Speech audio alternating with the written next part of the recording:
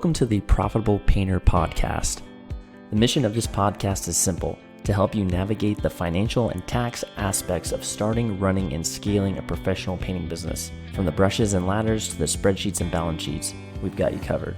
But before we dive in, a quick word of caution. While we strive to provide accurate and up-to-date financial and tax information, nothing you hear on this podcast should be considered as financial advice specifically for you or your business. We're here to share general knowledge and experiences, not to replace the tailored advice you get from a professional financial advisor or tax consultant. We strongly recommend you seeking individualized advice before making any significant financial decision. This is Daniel, the founder of Bookkeeping for Painters, and today I'm here with Rob Dube. Rob Dube is the co-founder of ImageOne, visionary and CEO of the 10 Disciplines for Managing and Maximizing Your Energy, and co-founder and podcast host of Entrepreneurial Leap. He is also the author of Do Nothing, host of the Do Nothing Retreat, and host of Leading with Genuine Care podcast. Through his work, Rob challenges business leaders and entrepreneurs to look inward with mindfulness and meditation by sharing his own mindful leadership journey. Welcome to the podcast, Rob. How's it going? It's going great. Thank you for having me. I really appreciate it, Daniel. Absolutely. I'm super excited to get into this podcast today. We talked a little bit before the podcast. I'm a huge Traction fan, and your co-writer on this book that's already out, Shine, is Gino Wickman, who wrote Traction. And I feel like I'm super excited to get a hold of this book and kind of dive into it deeper. But could you just off the bat kind of tell me a little bit about your entrepreneurial journey? For sure. So the entrepreneurial bug bit me early. I have a feeling like many of your clients, many of your listeners. I started selling blow pop lollipops out of my locker in 9th grade with my best friend. And then between that time and when we graduated college, we had all kinds of crazy businesses we were putting together and running. When we got out of college, we realized we were totally unemployable. So we started selling toner cartridges out of my business partner's parents' basement back in 1991.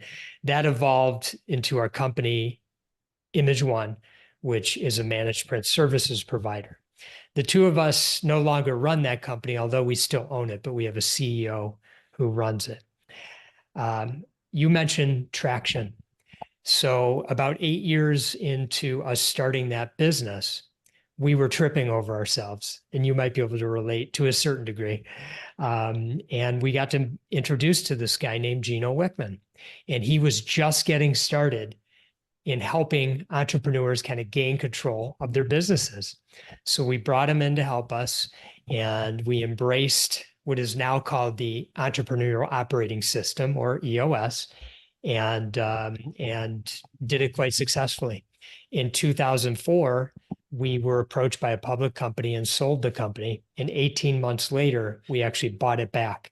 And I always bring that up only to say that Traction and the EOS process was very impactful in our ability to sell at a high multiple because we were really running a tight ship.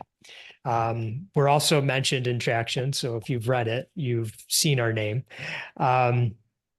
Gino and I developed a strong friendship along the way. We would get together and talk about life many, many times throughout the year, and business too, but mostly life. And fast forward to a few years ago, the two of us teamed up as I segued out of ImageOne and finished a succession plan.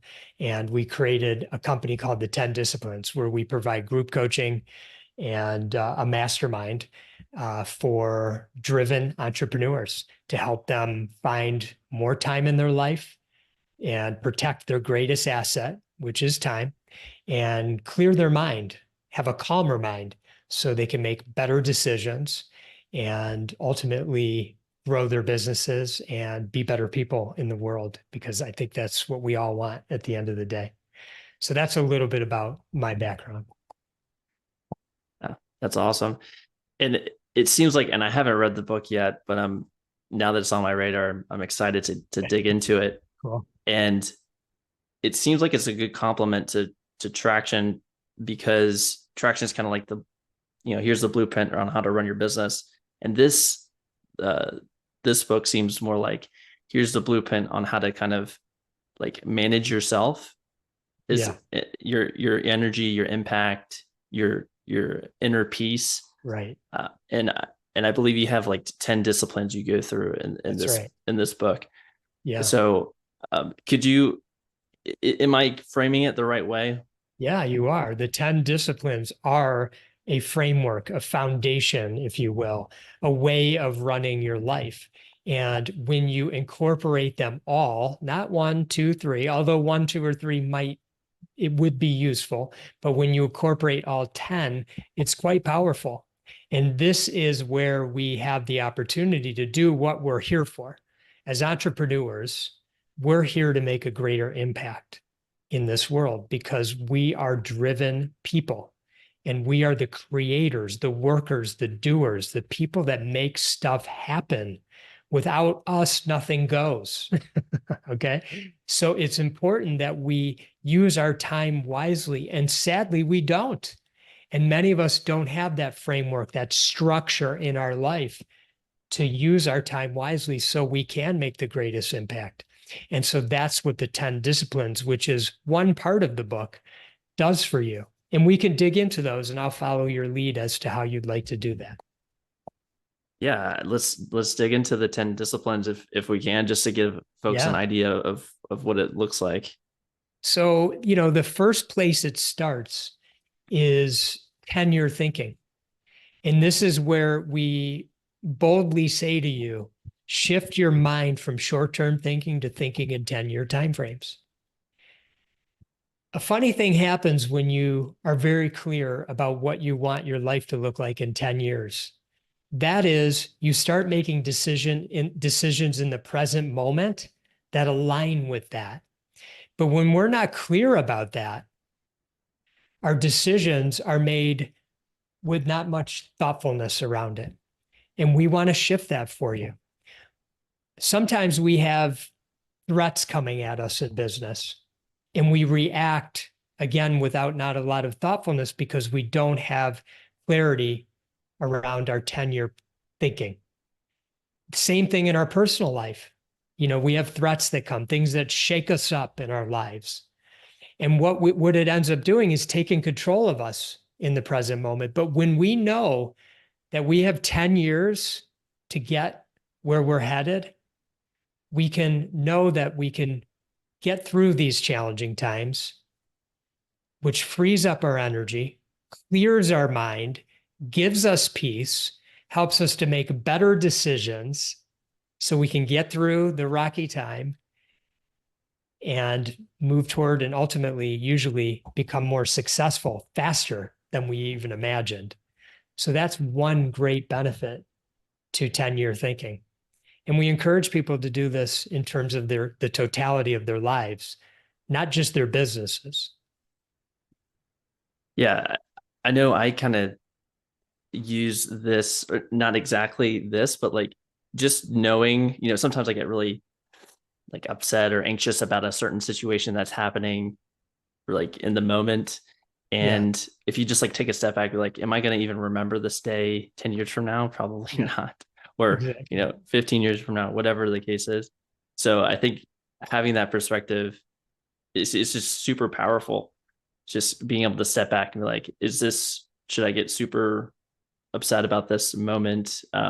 Having a longer view in it. And I know traction has helped with my view of my business in terms of goal setting and coming up with that vision. Uh, so I like the idea of like putting a different like having a longer term vision for your day to day. So that makes a lot of sense to me. Yeah, for your life. This part actually isn't goal setting. Not that you were saying that, but I'm glad you said goals because it reminded me to say that. This is not goal setting. I'll give you an example. Let's just say there's somebody really important to you in your life. Maybe it's a parent or a spouse or a really good friend. And when you think about your life 10 years from now, you think to yourself, I want to have a really wonderful life and relationship with that person.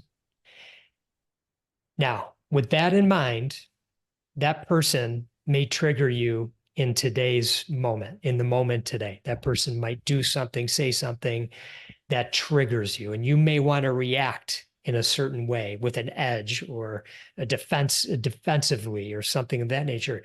But because you know what you want your relationship to be like 10 years from now, you might actually pause and think twice about how you react, because how you react in this moment has an impact on your relationship 10 years from now. And that's the way we want you thinking. We want you to use your 10-year thinking, your vision. What do you want for yourself in this life? And bring it back to the present moment. So you start aligning the two, your actions in the present moment, because the present moment is all you have. So this is where we get to show up at our true human best. And keeping that front of mind helps us to do that. Yeah. Just reflecting while you were talking, like if you have a frame that you're walking around and you always have that frame of 10 years Yes. perspective, it's going to, really prevent some of those like knee-jerk reactions and probably moments where you're not proud of. Exactly. So yeah, that's a good one. So the second discipline is take time off. And this is where we boldly say, take 130 days off each year and don't think about work the entire day. So I have a couple things that I like to share for context. The first is, if you took every weekend day off, every US holiday, and 3 weeks vacation, that's about 130 days. Okay. So, but most people that I work with in the entrepreneurial world, they're not taking their weekends off. Maybe they try to take one day off, but oftentimes they're not. So this is still a struggle, even when I reframe it in those terms. Yeah. But the harder thing for people to wrap their minds around is not thinking about work the entire time. So examples are, even on the weekends, we carry around our devices and we can't help but just checking our email. It's almost like second nature. If we're standing in line at the grocery store or something, we pull it out and see what's going on. We're looking for that dopamine hit. But sometimes we see something on that email that gets our minds all worked up. So we just went from having this nice, peaceful, re-energizing weekend to something that's now clicked in our head and we can't release it. And there's nothing we can do about it because it's the weekend or it's a holiday. The other thing that I see is somebody works their tail off all year to be able and be fortunate enough to go on a wonderful trip to a tropical island or go skiing or whatever, go to Europe or whatever. And what do they do when they're there? They're checking their emails. They're calling into the office. They're bringing their business books. How come you can't get away from it? Yeah. What is going on? How come you can't turn it off? I ask you all to consider that. What's going on up there in that mind of yours that you can't turn it off? Yeah. Okay, so that's one aspect of this. The other aspect of it is, if you believe that there's some level of mind-body connection, which is, you can learn more about this on your own time. You understand that when your mind's worked up, your body reacts to it. Your body gets exhausted and it needs rest. And we do go to sleep, and some of us try to get as much sleep as we can. Usually when you're an entrepreneur, you wake up at 3 o'clock in the morning, you can't go back to sleep for 90 minutes or something like that. But, if you're normal.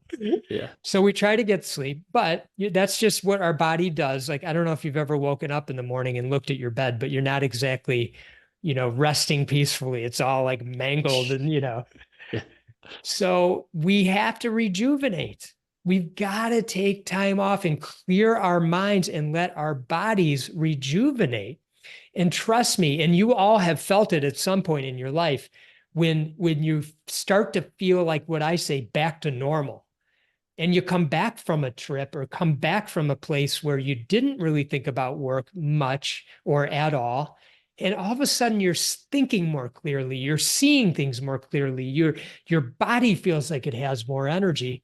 This is the power of taking time off. Now imagine if you just created framework in your life where you protected that for 130 days. How much more productive would you be? You don't actually have to hustle the way you think you do. You just have to be smarter. And this is part of it. Mhm. Yeah, I feel like you're calling me out right now. Like with Ah.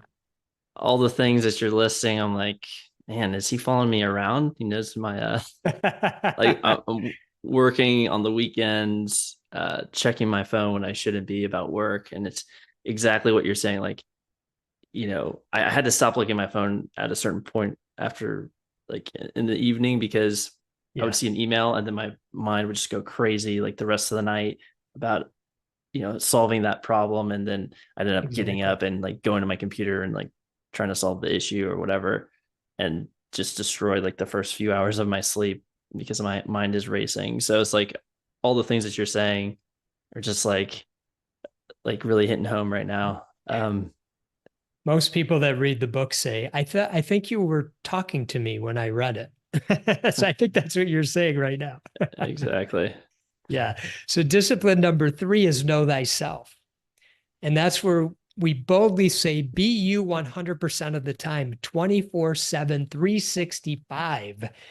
We like to say lovingly, let your freak flag fly. But what we end up doing in our lives for some reason is we turn into chameleons. And so we show up in different ways, in different scenarios, and we're not always true to ourselves.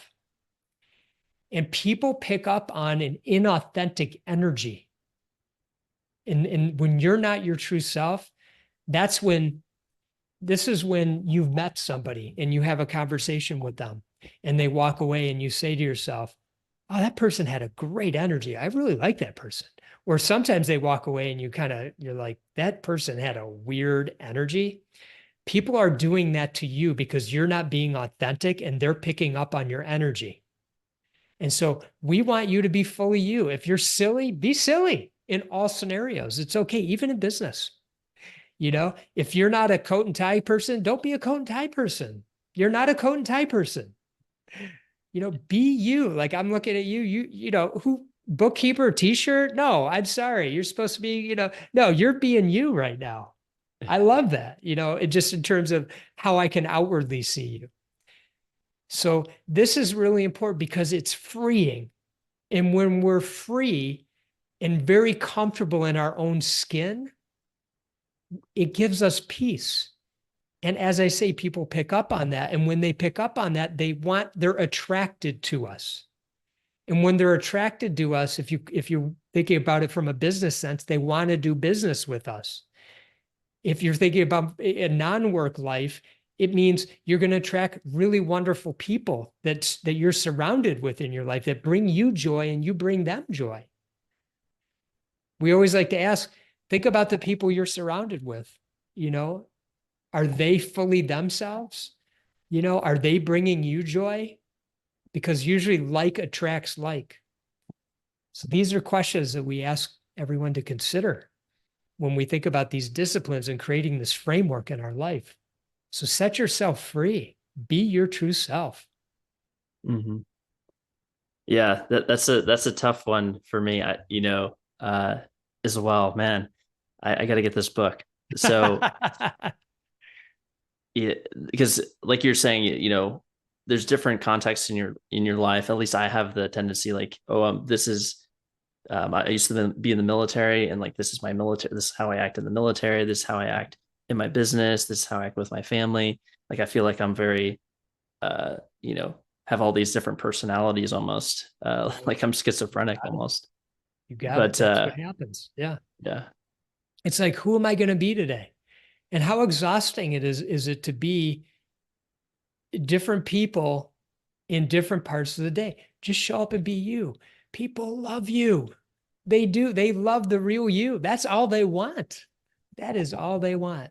So we encourage that, obviously. The next one is discipline number 4, which is be still. You and I were talking a little bit about this before we started recording. And this is where we boldly say, sit in silence for 30 minutes every day. And we recommend 4 ways of doing this, but I'm sure there are more, but we're just trying to keep it simple. And if you might find something different. So we just want you to sit in silence for 30 minutes a day, however you do it. Now, some people find prayer very impactful. So I don't know a whole lot of that about that personally, but prayer is something important to people. So that's one way of being in stillness for 30 minutes every day. Meditation, that's something that I do. I'm a regular meditator. I have a daily practice. That's another way. Journaling. Journaling is a great way to take all that stuff that's up, that craziness up in our mind, and get it out through our bodies, through our arms, through a pen, onto a piece of paper. And the last one is contemplation, where we just sit in wonderment with questions that we don't have answers to, but we're perfectly okay not having the answers to. Sometimes people will take 10 minutes and do one of those, they'll take 10 minutes and do 3 of them. They might pick prayer, journaling, and contemplation, something like that. So you can combine them. We just want you to be still for 30 minutes. Now, what we find is this is very hard for driven entrepreneurs. They're very busy. They're always on the go. Their to-do lists are so long. They're running from this to that to the other thing. And the idea of sitting in silence for 30 minutes, seems like it's not productive, like it's an absolute waste of time. And after about 2 minutes, they start thinking, what am I doing? I have a million things to do. I don't have time to sit in silence. Okay. So there's a favorite quote I have from a person by the name of Anne Lamott. She says, my mind is like a bad neighborhood. I try to never go there alone. And so what I'm encouraging you to do here is, yes, to sit with those painful feelings. The feelings like, I got to get up right now. I got to go do. Sit with it. Let them settle. Give it time. Your body will begin to settle. It just needs a little bit of time. When you do this every day, what ends up happening is, back to take time off, you're rejuvenating your body in a much different way than sleeping. You're giving it time to catch up. It's allowing your mind to clear. So all that stuff you got rolling around up there, it begins to settle like sand in a jar of water that has been shooken up, and you can't see through it because all that sand is swirling around, and you settle it down. The sand settles, it's clear. Now your mind is clear. How much more productive will you be? How much better will your decisions be when you have a clear mind? How much better of a person will you be to the important people in your non-work life? Like if you have a spouse or kids or a parent or a sibling or a best friend, or maybe how you treat somebody at the coffee shop. How much better of a human will you be when you're walking around settled, grounded? Much better. And you'll also be a better leader at work for all those amazing people that are showing up each and every day and busting their tails for you. They want a leader who's grounded, who they can look to and know that you got them. You're fully present for them. So these are some of the things that Be Still does for you. Yeah, this is one I've definitely, a few years ago, I didn't do it all, and I tried to really put effort into it for about a year consistently, and it's definitely a hard practice. You think it's like easy, like just sit here for 10 or 30 minutes or whatever, like, but it's very difficult. It's kind of strange. But it almost like builds a muscle for being able to like let things go in your mind. At least from what I've tried and experienced, I can a little bit better monitoring my emotions, like letting things go in my head. If something pops up in my head, I can kind of let it go and not let it like become my reaction to things. It's like almost like a workout for the mind. Like if emotion comes up in my thoughts, I don't automatically feel like I have to identify with that emotion and then act on it. I can kind of just like let it. It's not that I'm perfect at that by any means. It's definitely None of us are. still right, but I feel like it's when I'm doing it consistently, I can. It's like I'm kind of working out that muscle of being able to manage my reactions to things. You got it.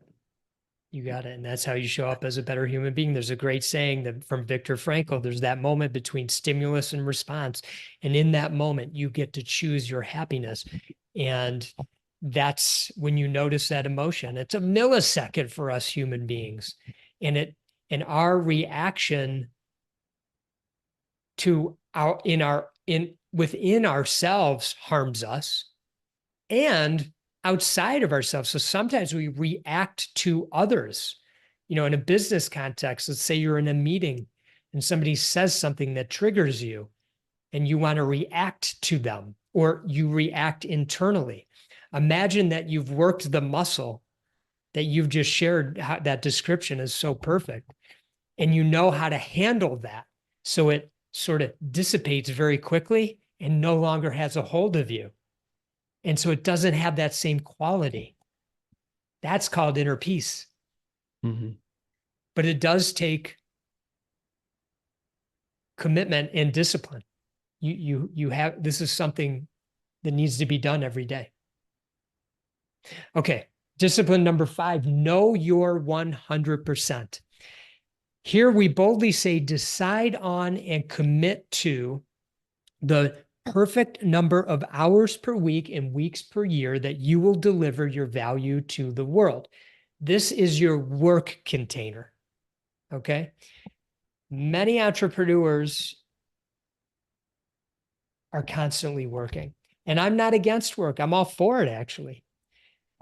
But we have to know where 1 hour too much is exhausting us and pushing us toward burnout, and 1 hour too less, we don't feel fulfilled. Like we want to keep going. And so there's an art to this. You have to really play around with it.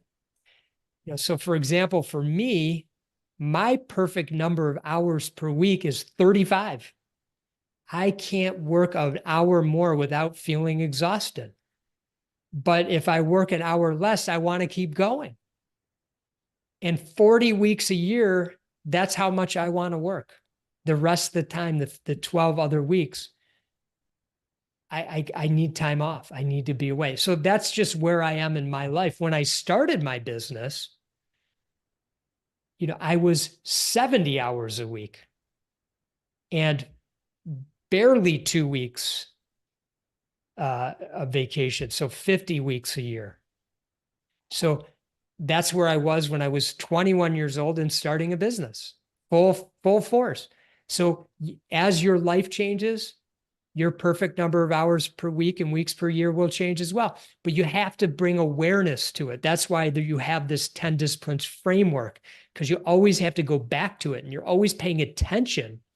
Because when you know your perfect number and you don't let the boundaries get blurred, you have maximum energy to do your best work, and you're better at the work within those boundaries than you are when you start going outside the boundaries. Your productivity decreases. It's a downward spiral. So you might be putting in the hours, but you're not doing as good a work. So it's better to do better work in less amount of hours than average work in more hours. Mm-hmm. Yeah, that makes sense. I'm sure this is protecting yourself, or this, if you're pushing yourself too hard and you're not giving your 100% because you've just worked yourself in the ground. This is me talking from some experience. It's not good. You're not getting good results. People don't want to be around you as much. and Got it. it's just not a good thing. So this makes it's like it's pretty, you know, Yeah. it's kind of common sense, but it's like never thought of it, you know, Nobody like does it. yeah, nobody They does don't, it. Yeah, yeah. so They don't set their boundaries. You yeah. can do things like team, I start at 8:30 a.m. and I end at 5:30 p.m. I'm just making up business hours, but anyone listening, you pick your numbers. You let your team know. And by the way, between 12 and 12:45, I eat lunch and go for a walk to reset. Now your team knows. It's clear. Do they not trust you because of that? Do they not believe in you because of that? Like, do you have something that you have to prove to them and the rest of the world by going 80 hours? If you became an entrepreneur, you did it because to some degree you wanted to be free. You realized you weren't employable. And so you said, I can do this on my own. But that didn't mean to create a life where all you did was work. Mm. You did it to create freedom for yourself, and you're not giving yourself the freedom. And when your team sees the way you manage yourself, they're inspired by it. And as you said, you show up better for them anyway.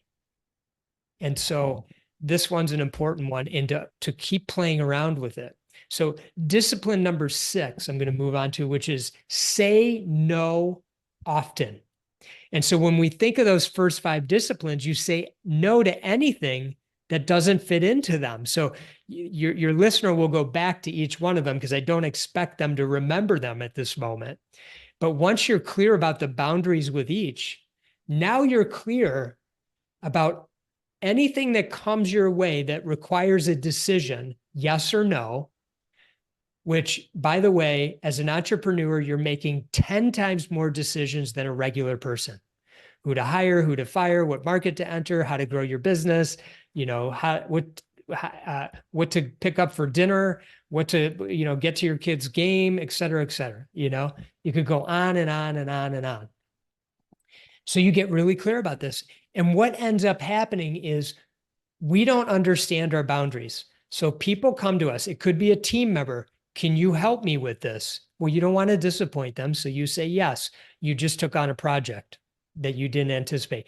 You have somebody in the community who needs your help. You say yes.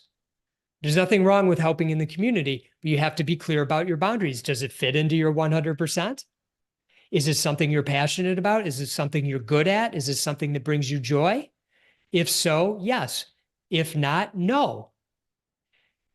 Oftentimes as entrepreneurs, we want to be the hero. It's part of something that happened to us along the way. We want to show people we can help you. And so we end up saying yes to things too often. We get more opportunities the more successful we are, and they're exciting. And so we start saying, oh, yeah, that would be interesting too. And oh, yeah, I want to do, I can fit that in. But you have to know your 100%. So guess what? If you have the opportunities, you have to make really tough decisions. And saying no is just really hard for people. It's just, I ask audiences all the time, how many of you have a hard time saying no? And literally 100% of the hands go up. And so I want to give you permission. Please hear me, each and every one of you. It's okay to say no. It's not selfish. And you can do it with grace. So in other words, you might not be able to help somebody, but you might know somebody who might be able to help that person. And you can connect those two people and they can take it from there. It'll take you 5 minutes. Okay. Or you might have a resource that you can suggest. Or maybe you have nothing other than a really busy schedule that's clear, that has clear priorities and boundaries. And most people really respect that.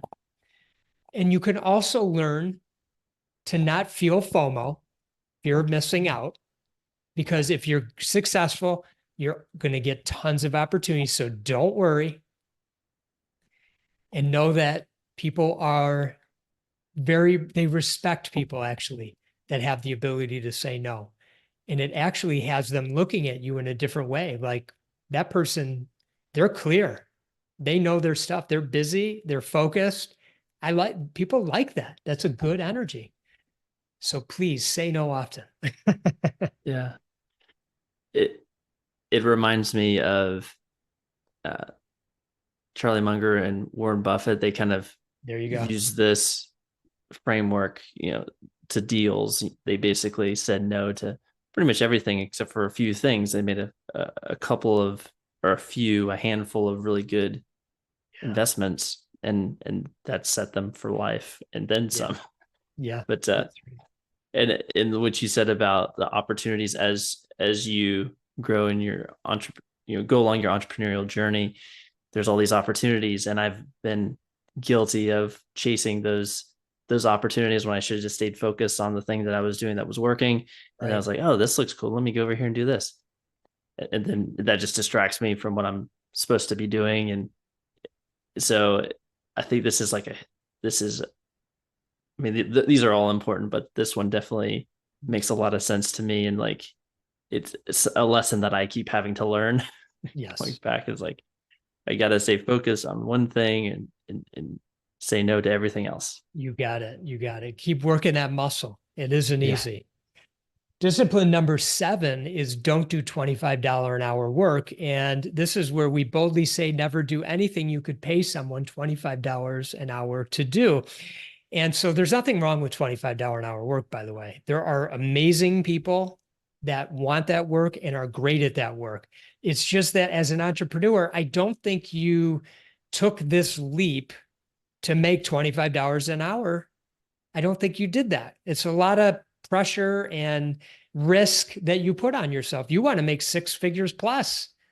I know that's why you're in business. It's not all about money, by the way. I know that. But you didn't do it to create a job for yourself. And so for you to be able to elevate within your business, you need to take a close look at all the work you're doing, and you need to start delegating it, one thing a quarter. Get one thing off your plate that's $25 an hour work every single quarter, every 90 days. Within 5 years, you will have delegated 20 things. And I promise you that will rise you up and help you make better business decisions that grows your business, grows your bottom line. So the ROI is a no-brainer. But for some reason, we think, oh, I could do that. I don't want to ask somebody else to do that. That's your own internal stuff. And for you to really rise up, you got to get past that. And you have to start delegating. And I even encourage people to get to a point where they're not doing work below their pay grade. So I say, take your annual compensation, divide it by the number of hours you're working per year, and look what your actual hourly rate is. Now you can tell when you're doing work, you can ask yourself, is this in alignment with my hourly rate? It'll also tell you something else, by the way. It'll tell you that if you're it will tell you you're probably making a lower hourly rate than you thought you were. Because your compensation may be a certain, let's just say it's 150,000, but you're working 80 hours a week. When you do the math on that, which I can't do it real fast in my head, it's going to be a much less hourly rate than you might imagine. So So anyway, that's something to think about. It's a really enlightening exercise to do. Yeah, that makes a lot of sense. Yeah, it kind of goes back to the other disciplines, setting aside time for yourself. But if you're not doing that and you're just constantly working all the time, those are all hours, adding up throughout the year. And now you're working 80, 100 hours a week. That's and right. Okay, you're making maybe 6 figures, but when you divide it by all the hours you've put in, it's not going to look good. Right. That's right. And your hours include the times you're at the grocery store looking at your email. Even if that's 5 minutes, you have to include the time it's spinning around in your head and all that kind of stuff. So it isn't an exact formula, but keep that in mind when you're blurring your boundaries, when you're getting outside those boundaries, that's work time. And we want you to have that time back. Your time is your greatest asset, yet you keep giving it away freely. Okay. The next two are really simple, but super powerful. Discipline number 8 is prepare every night. So before your head hits the pillow every night, simply document the next day's plan. Take a look at what you got going on, write it down. It's that simple. It takes 5 minutes. And when your head hits the pillow, you'll sleep better. Mm. Your subconscious will be doing work while you're sleeping. Have you ever woken up and got your day started and you go, oh, I got it. It just came to me. No, it came to you last night while you were sleeping, actually. You know, people say, oh, I get these ideas in the shower. No, you got them actually while you were sleeping. Then you got in the shower and it came out in the shower as you were waking up. So you also get out of bed and wake up and you're really clear about what's up today. Your mind doesn't have to spend any time on what's happening. You just are ready to hit the ground running. And that includes, you know, depending on different people, you know, they get up, they have a workout, they, you know, then they might go, you know, have a meeting after their workout, then come back and shower and then come back. It's your entire day is mapped out from start to end. And so you're really clear. You're clear about your boundaries. You're 100%. You've said no a bunch of times, so it's all good stuff. Wouldn't that give you more energy if that's the way your days were set up? Yes, of course it would. And then you'd make greater impact and you'd be doing it with some peace. That's what we want. So the next discipline is number 9, which is put everything in one place. And this is where we boldly say, pick just one place to capture every idea, commitment, thought, action item, and promise as you make your way through your day. Examples of a one place could be the good old-fashioned yellow legal pad. My good friend and business partner and co-author, Gino Wickman, uses the good old-fashioned yellow legal pad. It never needs a battery, and it just takes a pen with some ink in it, and it always works. And he's got that thing by his side each and every day. I'm not as smart as him, so I use a tablet called a Remarkable, but there are other types of tablets that are out in the market, and it allows for me to write, and I like that. And that's what I carry with me throughout my day. Some people use their phones, like the note-taking thing on their phones or their computers. You know, there's different apps for that sort of thing. You know, there's a million of them. I don't care what you use, but just pick one, because what you don't realize is you're letting people down. You're letting people down in business and you're letting people down in your personal life because you're not as organized as you think you are. And I can't tell you how many clients we've had who say, I'm the only one who understands my organizational system, but I understand it. No, you don't, because it's not organized. It's all over the place. And when your stuff is all over the place, your mind is jumbled. So you have to take time and energy to find it. Where did I put it? Is it on my app? Is it on my note-taking thing? Is it on my journal? Is it on the Post-it note over here? You're trying to find that note. It could be right in front of you on your one place. We also want you to use your one place to pause at different points during the day and write down how you're feeling. Because our days ebb and flow. We might feel a lot of energy at certain points. At other points, we might feel kind of low energy. We may have had a situation that kind of caused us some angst. We may have had a situation that we were at a high, just closed a new deal, whatever. And so you might say, you know, at different intervals, you might write down each one of those feelings.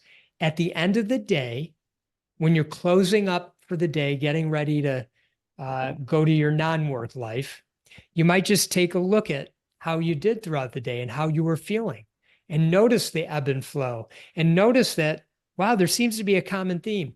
I feel really tired after lunch. At 2:00, I'm like drained for like an hour and a half, 2 hours, and I feel like I'm no good. Well, that's a great data point for you. You might change a habit that you have. Maybe it's your diet. Maybe it's something. I have no idea. You might go work out at 2:00 to bring your energy back up. I don't know.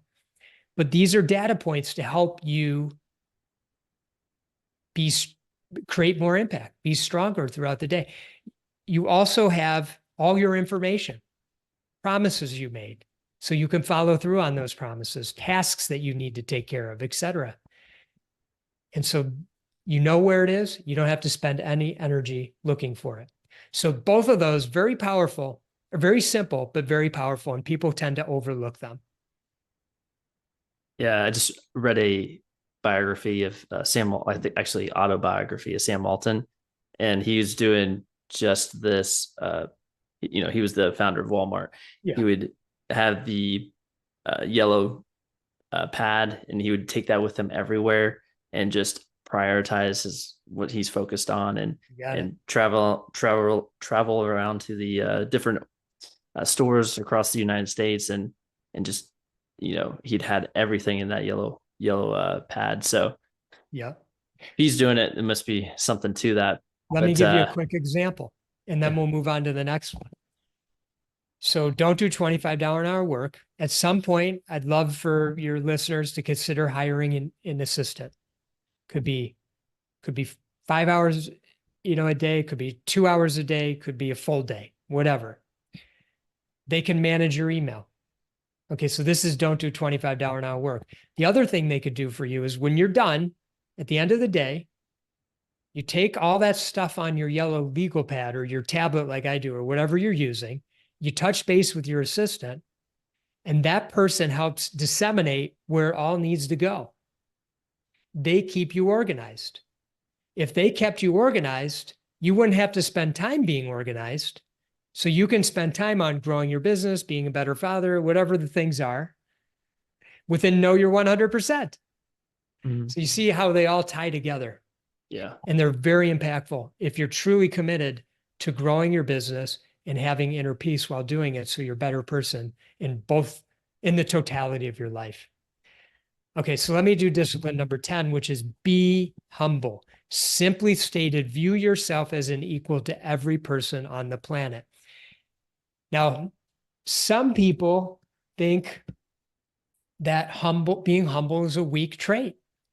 And so they end up becoming what you might think of as arrogant because it feels like it's strong, but it's not. Arrogant is not strong. Humble is strong. People want to be around humble people. You want to be around humble people. When you're humble, you actually attract humble people. And when you have humble people around you, life's better. And I never met somebody who wasn't humble who didn't have a daily intentional gratitude practice. Literally 10 seconds a day is all it takes to pause and think of one or two things that you're grateful for within the past 24 hours. It takes nothing, but it really frames your mind. It puts your mind in the right place about what matters most.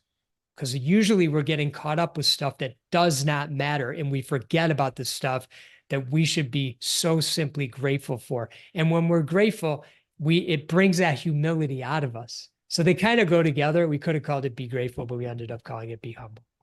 So that's discipline number 10. Now I'm going to leave your listeners with an exercise to do. It's a little bit of a challenge. I want you to draw a line where on one side it says humble, on the other side it says arrogant. And I want you to place a mark on that line. Where do you fall on that mark from humble to arrogant, or on that line from humble to arrogant? Put the mark. If you're brave, go to the 5 people closest to you in your life and ask them to rate you on that same scale from humble to arrogant. See if it lines up. You might be surprised. That's a good exercise. I'm gonna give that one a try. Awesome. It's a little scary, but it is scary. You have to really let your guard down, but it's worth it, people. It is so worth it. That's awesome. This is amazing. I appreciate your time, Rob. So the book is Shine, right? And it's out now. You can get it Amazon, wherever books are sold, pretty much, right? Wherever they're sold. Yes. Going like gangbusters. It's really resonating with people. Yeah. No, I'm definitely picking up my copy today because this is gold mine. So was there anything else that you'd like to leave the listeners with before we let you go? Yeah, I would love to just share, if you go to the 10disciplines.com, we have an assessment. It's called the True Self Assessment. This is 20 questions that incorporate the 10 disciplines, and then 10 questions out of the 20 incorporate the 10 disciplines, and the other 10 have to do with freeing your true self. I encourage you to go on and take that and see where you land on the 10 disciplines and freeing your true self, being your true self, as I mentioned, in discipline number 3. It's a great exercise. It shines light in areas of your life that you need to shine light on, and it will be a tremendous tool for you moving forward. So please go and do that. I encourage you to do that. Awesome. And I'll put the link to that in the show notes. Fantastic. Thank as you. well as a link to the book as well. Well, I really appreciate your time, Rob. You've been super generous with your time. Thank you, Daniel. And I look forward to reading the book. I look forward to reading it. I hope it has an impact on you and to everyone listening who picks it up or checks out the assessment. We truly hope that we have some impact on you in some way. Thank you for having me, Daniel. I truly appreciate you. All right. Thanks, Rob. Have a good one. You too.